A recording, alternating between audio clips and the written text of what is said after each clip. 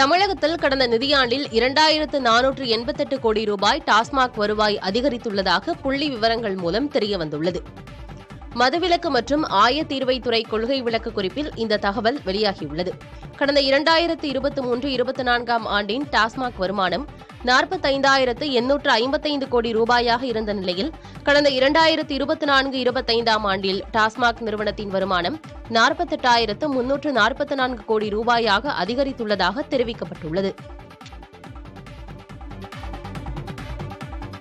அண்ணாமலைக்கு ஆந்திராவில் இருந்து மாநிலங்களவை உறுப்பினர் பொறுப்பு வழங்கப்படலாம் என்று தகவல் வெளியான நிலையில் டெல்லியில் மத்திய உள்துறை அமைச்சர் அமித்ஷாவை ஆந்திர முதல்வர் சந்திரபாபு நாயுடு சந்தித்து பேசினார்.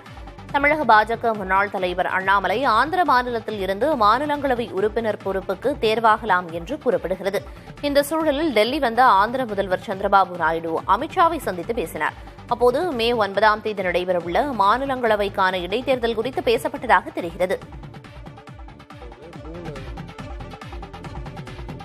அமைச்சர் பழனிவேல் தியாகராஜனின் சொல்லாற்றல் பலமாக இருக்க வேண்டுமே தவிர அது பலவீனமாக மாறிவிடக்கூடாது என்று முதலமைச்சர் மு.க.ஸ்டாலின் அறிவுரை வழங்கியுள்ளார்.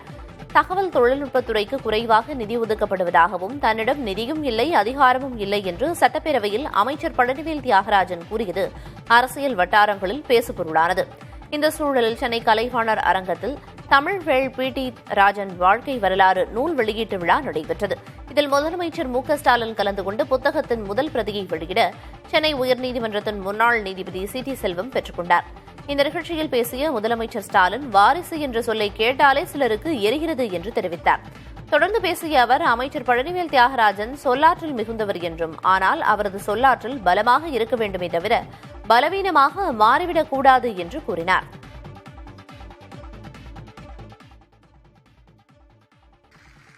நம்ம பழைய காரணங்களை பொறுத்த வரைக்கும் அறிவார்ந்த வலிமையான வாதங்களை வைக்கக்கூடியவர்.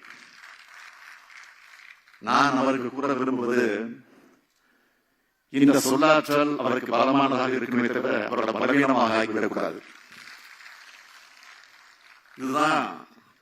இது நான் ஏன் சொல்றேன்னா அது அவருக்கே தெரியும். நம்முடைய எதிரிகள் வெறும் வாயை மெல்லக்கூடிய ஆற்றல் பெற்றவங்க. அவங்களோட அவதூறுகளுக்கு உங்களுடைய சொல்லால் அது அவலாக ஆகிவிடக்கூடாது என்ற கடகத்தினராக மட்டுமல்ல உங்க மேல் இருக்கக்கூடிய அக்கறை கொண்டவனாகவும் அறிவுரை வழங்க கடமைப்பட்டிருக்கிறேன். என் சொல்லை தட்டாத பேட்டியார் என்னுடைய அறிவுரையின் அர்த்தத்தை ஆழத்தை நிச்சயம் புரிந்து கொள்வார் என நம்புகிறேன்.